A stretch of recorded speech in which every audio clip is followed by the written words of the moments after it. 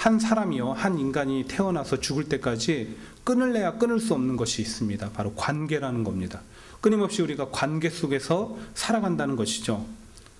그래서 누군가는 인간을 관계의 동물이라고 표현했고요, 인생 자체가 관계다라고 그렇게 묘사한 사람도 있습니다.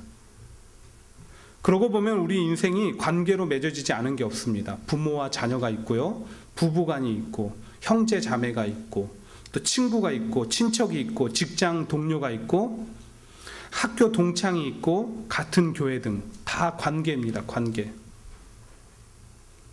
여러분, 그렇다면 가장 이상적인 관계가 무엇일까요? 제가 이렇게 스스로 좀 질문을 던지고 제일 먼저 생각났던 것이, 여러분 혹시 예전에 바보 온달과 평강공주라는 우리나라 얘기 기억나십니까? 바보 온달과 평강공주. 저만 우리나라 살았나 봐요. 옛날에 고구려 때 평강왕 때 볼품은 없지만 마음은 아주 명랑한 온달이라는 청년이 있었습니다. 근데 이 청년은 가난하고 또 눈먼 어머니를 돌봐야 됐기 때문에 날마다 나가서 허름한 옷차림에 구걸을 했어요. 사람들은 그를 바보 온달이라고 불렀습니다. 이 평강왕에게는 울보 딸이 있었는데 바로 평강공주죠. 날마다 우니까 좀 달래보겠다고 아버지가 방법을 모색한 것이, 야, 너 자꾸 그렇게 울면 바보 온달한테 시집 보낼 거야. 바보 온달한테 시집 보낼 거야. 날마다 이렇게 얘기했어요.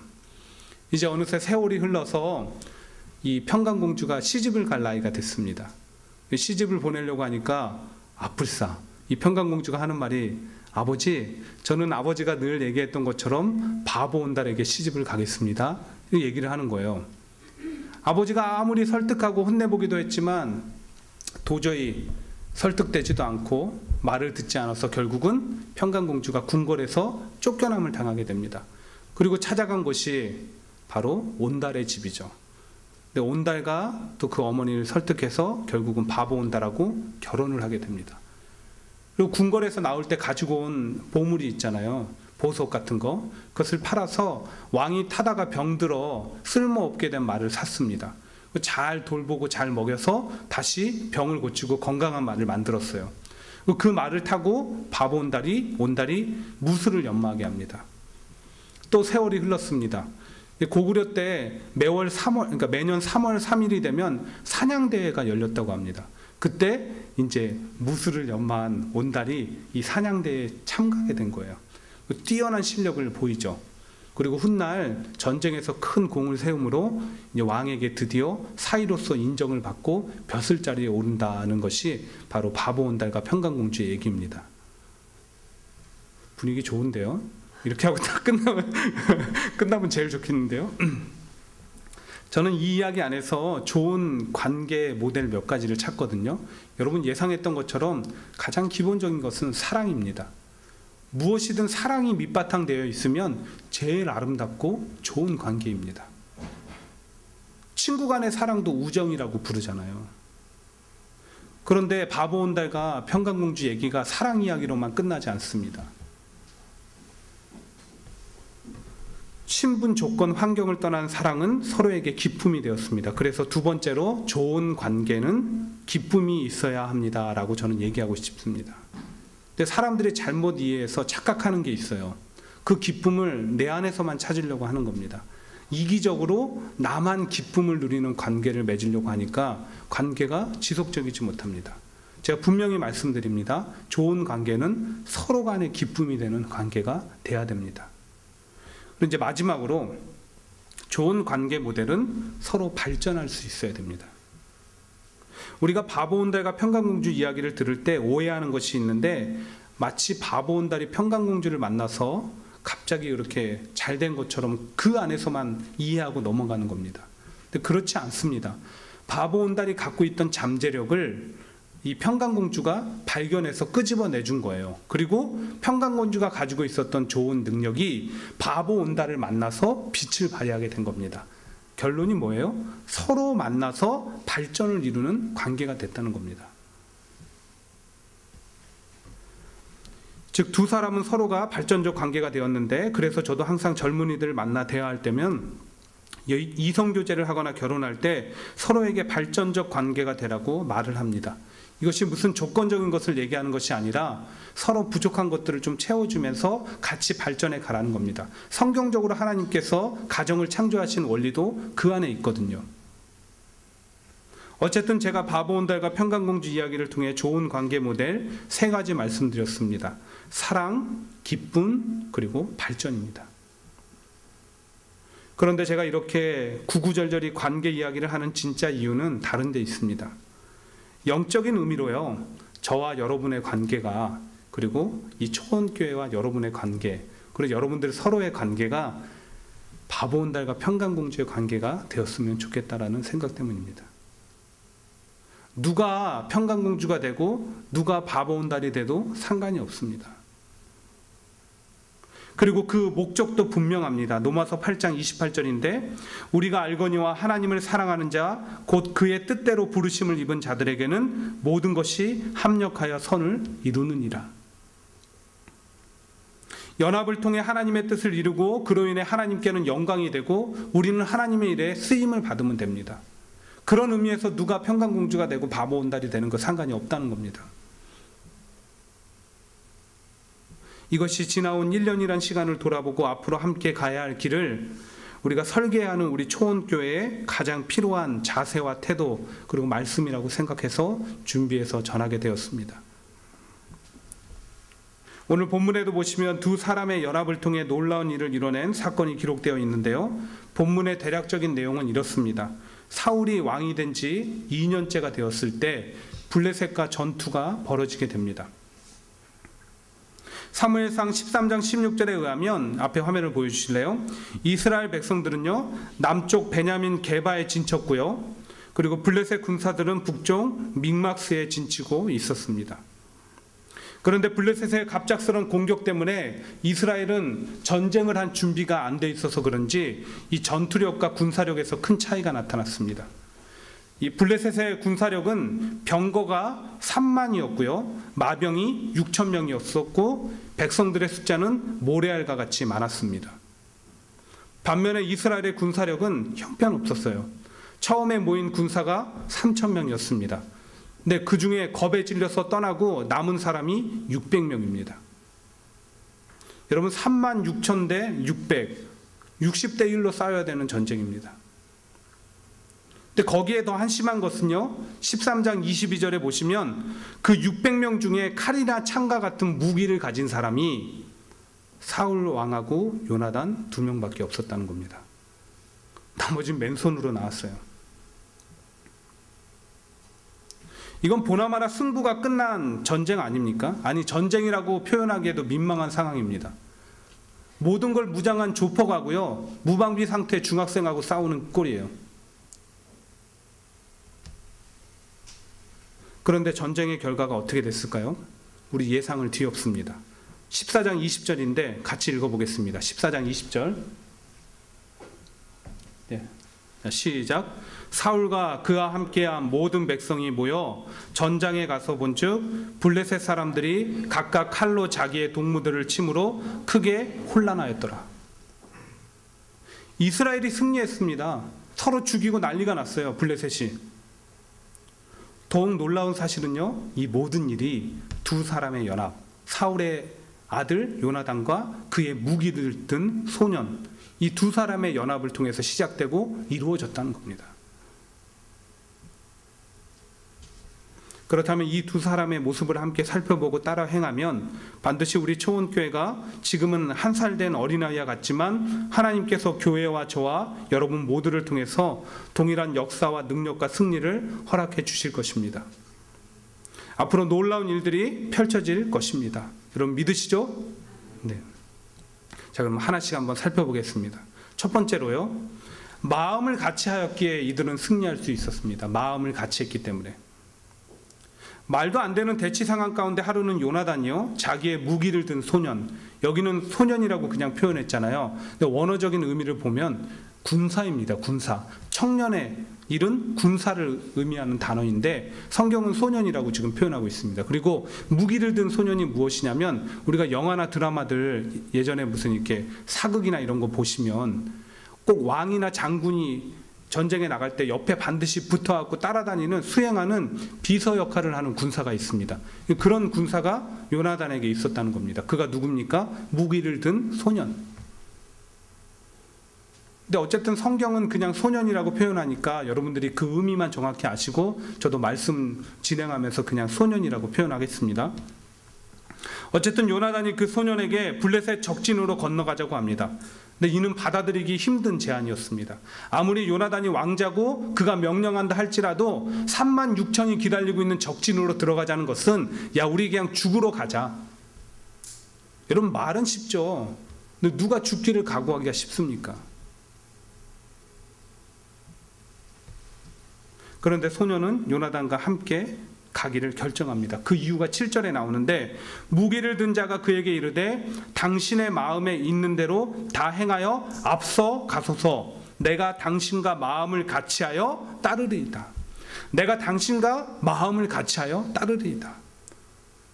두 사람이 마음을 같이 했기 때문에 죽음을 각오하고 갈 수 있었던 것입니다. 여기서 한 가지 궁금한 게 또 생깁니다. 도대체 마음을 같이 한다는 것은 무엇일까? 마음을 같이 한다. 상담학에서요, 마음을 같이 하는 것을 공감이라고 표현합니다. 공감. 많은 사람들이 내 마음은 아무도 알아주지 않아. 이 답답한 심정을 누가 알겠어? 내 마음 알아주는 사람 한 명도 없어, 이 세상에. 그런 얘기 자주 듣죠. 우리가 자주 합니다. 그러다 뜻밖의 누가 내 마음 알아주는 사람을 만납니다. 그러면 그 사람한테 마음을 터놓고 얘기해요. 1시간이건 2시간이건 다 터놓습니다. 마음이 편안해지고 시원해져요. 이것이 바로 상담의 핵심이고요. 상담의 핵심이 다른 게 아닙니다. 공감. 무엇입니까? 마음을 같이 해주는 것. 같은 맥락 안에서 오늘 무기든 소년이 마음을 같이 하리이다 라고 하는 것은 소년이 가지고 있던 답답함을 요나단이 알아준 것이고요, 요나단이 갖고 있던 답답함을 소년이 알아준 겁니다. 서로 간에 통한 거예요. 그리고 그 답답함과 속상함은 다른 것이 아니라 바로 6절인데 6절을 한번 같이 읽겠습니다. 6절입니다. 자, 시작. 요나단이 자기의 무기를 든 소년에게 이르되 우리가 이 할례 받지 않은 자들에게로 건너가자. 여호와께서 우리를 위하여 일하실까 하노라. 여호와의 구원은 사람이 많고 적음에 달리지 아니하였느니라. 앞서 제가 말씀드렸던 것처럼 물론 이스라엘이 지금 처한 상황이 너무나 정말 막막합니다. 싸우고 싶어도 싸울 수 있는 능력이 없어서 숨어 있기만 하는 그런 상황입니다. 능력도 안 되고 조건도 안 돼요. 하지만 그때 요나단의 마음에 거룩한 분노가 일어난 것입니다. 야, 저들이 누구야? 저들은 하나님을 모르고 하나님을 믿지 않는 자들이잖아. 근데 우리는 창조주 하나님을 믿는 이들이잖아. 창조주 하나님이 우리를 지키고 붙들고 계시잖아. 저들이 저렇게 하나님을 모욕하는데 우리는 그 모욕만 듣고 있어야 돼? 겁에 질려서 이러고 있어야 돼? 올라가자. 올라가서 싸워서 누가 참된 신인지를 밝혀내자. 우리가 증명해내자. 이런 거룩한 분노가 안에서 솟구친 거예요. 그리고 사실은 무기든 소년이 자기는 불과 작은 직책에 불과하니까 답답한 마음이 있었지만 사실은 동일한 분노가 있었던 겁니다. 그 마음이 같이 통한 거예요. 그 마음을 같이 해서 저들에게 적진을 향해서 힘차게 올라가기 시작한 겁니다. 우리 초원교회 안에 이런 모습이 필요합니다. 물론 여러분들이 지금까지 함께 해주셨기 때문에 이 순간에 이르게 됐고 여러분들한테 너무 감사한 게 많습니다. 여러분 한 분 한 분 생각하면은 눈물 나고 감사하고 싶은 것들이 많이 있습니다. 다 은혜예요. 근데 솔직히 고백하면 그것이 우리가 하나님의 뜻과 비전 안에서 마음을 같이 해서 왔다고 하기에는 좀 부족합니다. 그것보다는 인정에 이끌려서 우리가 함께 했다고 하는 것이 솔직한 고백입니다. 그래서 다시 한번 제가 하나님께서 저에게 교회를 향해서 주신 비전을 말씀드립니다. 함께하는 교회인데요, 하나님과 함께하고 목회자와 성도가 함께하고 성도와 성도가 함께하고 세대와 세대가 함께하며 이웃과 함께하고 사랑으로 함께하는 그런 교회입니다. 왜 이렇게 정했는지 아세요? 이 땅에 그렇지 못한 교회가 너무나 많기 때문에, 그렇게 하지 못하는 목회자들이 많기 때문에 거룩한 분노 안에서 함께하는 교회를 여러분과 함께 세워가고자 하는 겁니다. 저 혼자 힘으로 안 됩니다. 하나님이 도와주시면 가능하죠. 근데 여러분들의 도움이 필요합니다. 마음을 모아주셔야 된다는 거예요. 그래서 여러분들이 이 땅에 많은 목회자들과 교회가 지금 잘못된 방향으로 가고 있다는 것을 이 교회를 통해서 함께 증명해 보이셔야 됩니다. 이 뜻 안에서 우리가 마음을 같이 해서 한번 나가보자는 거예요. 이 점에 있어서 영적인 의미로 저는 바보 온달이 되기를 원하고, 여러분들은 평강공주가 되어 주십시오. 이 교회는 바보 온달이 되기를 원합니다. 여러분들은 평강공주가 되어 주세요. 저와 교회의 능력을 배가시키고 잠재력을 깨우는데 여러분들이 마음을 같이 해 주시기만 하면 됩니다. 마음이 있는 곳에 우리 몸이 있거든요. 요나단과 무기를 든 소년처럼 하나님 안에서 우리 뜻을 같이 해 주시기 바랍니다. 그래서 여러분, 우리만 살면 안 되잖아요. 우리만 살고 우리만 죽어서 천국 가면 안 되잖아요. 뉴욕에 죽어가는 영혼들도 살려야 되고요. 이민 와서 적응 못하고 힘들게 하루하루 어렵게 살아가는 부모들하고 자녀들 많잖아요. 우리가 그들을 위해서 해야 되는 일들이 얼마나 많이 있습니까? 우리 교회가 무럭무럭 성장해서 그들을 위해서 일하고 끌어안을 수 있는 그런 교회가 됐으면 좋겠습니다. 물론 이러한 것들도 우리 생각과 힘만으로는 되지 않습니다. 그러나 마음을 같이 해서 우리가 걸어가면 하나님 반드시 선하게 보시고 도와주실 것이라고 믿습니다. 우리 모두에게 이러한 비전 안에서 하나님과 저와 여러분, 그리고 서로 간 마음과 뜻을 함께함이 있게 되기를 주의 이름으로 축원드립니다. 두 번째로, 우리와 교회가 요나단과 무기를 든 소년을 통해서 배워야 되는 태도는 무기를 받았으면 사용해야 된다는 것입니다. 무기를 받아 들었으면 사용해야 돼요. 면허를 따고 장롱에만 넣어두면 장롱 면허가 되듯이 무기 받고 여러분들 간직하고 있으면 아무런 의미가 없습니다. 앞서 언급했듯이 비록 마음을 같이하여 요나단과 소년이 함께 적진을 향해 가지만 현실은 너무나 어두웠습니다. 36,000의 군사도 그랬고, 또 13절부터 보시면 적진에 가기까지 높은 바위와 기둥이 있는데 그것을 맨손과 맨발로 기어 올라가야 되는 상황이에요. 올라가다 지칠 것 같아요.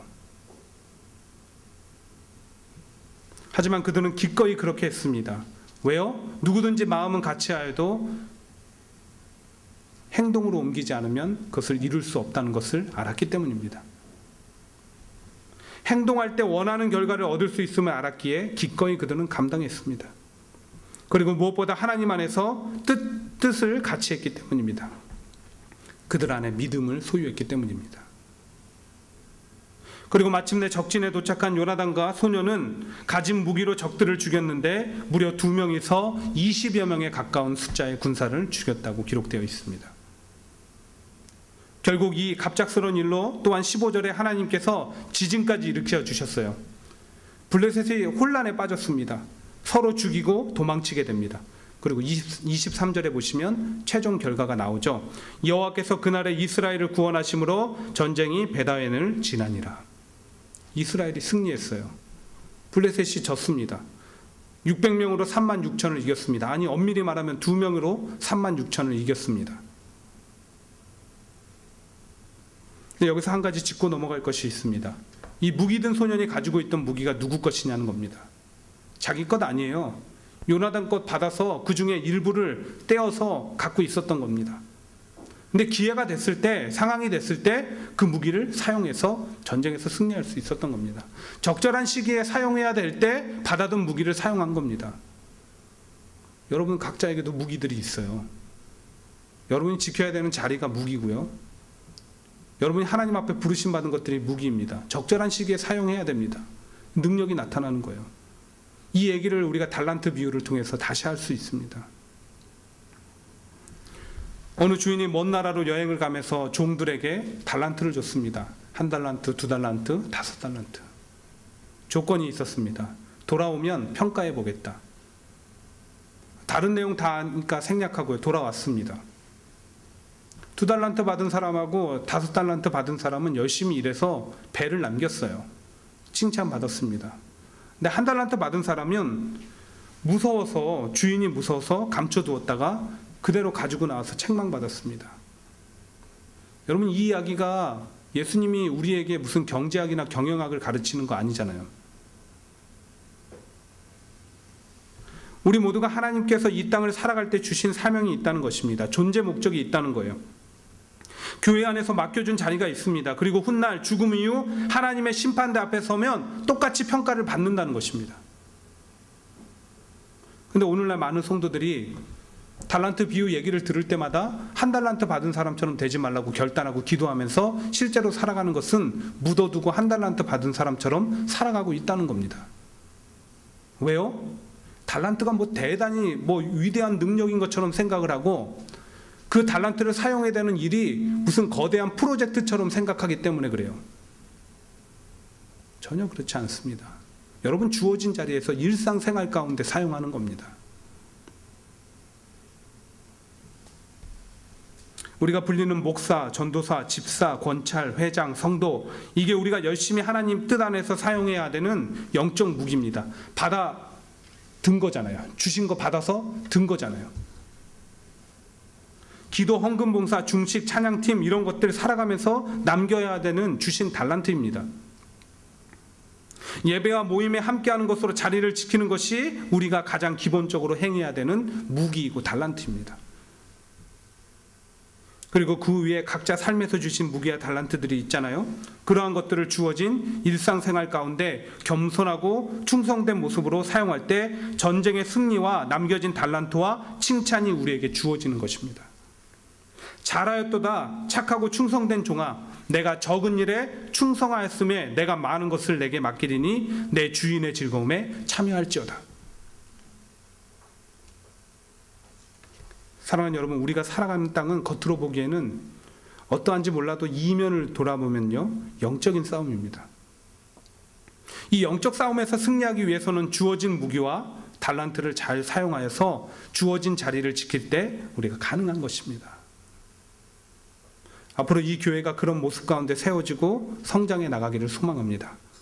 우리 모두와 교회의 앞으로 삶 가운데 요나단과 무기든 소년에게 주었던 영적 승리가 날마다 있기를 주의 이름으로 축원드립니다.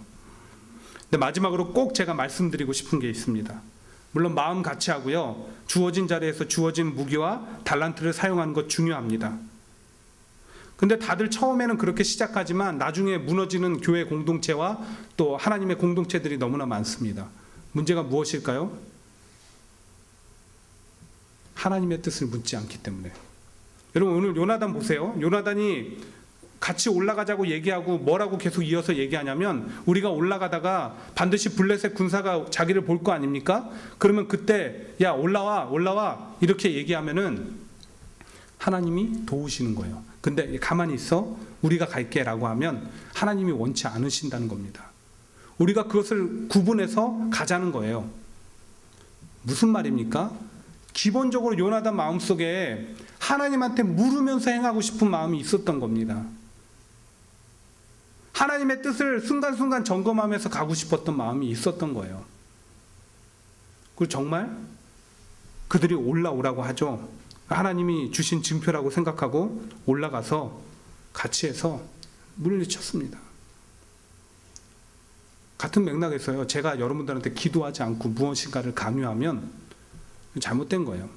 근데 제가 무엇을 얘기할 때 여러분들이 기도하지 않고 거절하거나 기도하지 않으면서 행하면 그것도 잘못된 겁니다. 우리는 항상 같이, 저와 여러분들이 기도하면서 하나님 앞에 물으면서 같이 이 길을 가야 됩니다. 좀 그런 공동체가 되기를 원합니다. 말씀을 맺습니다. T.D. 제이크 목사님이 쓰신 세상에서 가장 위대한 투자라는 책이 있는데, 그 책에 이런 구절이 나와요. 우리의 삶은 전체가 투자 과정이다. 투자가 크면 거둬들이는 결과도 크고 투자가 적으면 거두어들이는 결과도 적다. 인생은 좋아하는 것에만 투자하고 원하는 것만 거둬들일 수 있는 여행이 아니다. 내일 거두어드리기 위해서 오늘 투자해야 된다. 사랑하는 여러분, 우리 모두 오늘 이 시간 이후로 위대한 투자를 하기를 원합니다.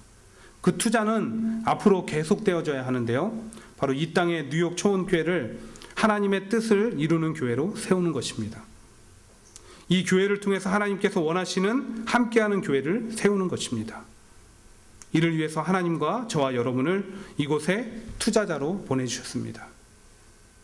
그렇게 우리가 마음을 같이하고 또한 주어진 무기와 달란트를 주어진 자리에서 일상에서 사용하며 항상 기도하기를 힘써야 됩니다. 그래야 하나님께서 교회를 세워가심을 보게 되고 또한 교회를 통해서 놀라운 일을 펼치심을 경험하게 될 것이며 여러분 개개인의 삶 가운데서도 하나님의 능력이 펼쳐지게 되기를 주의 이름으로 축복합니다.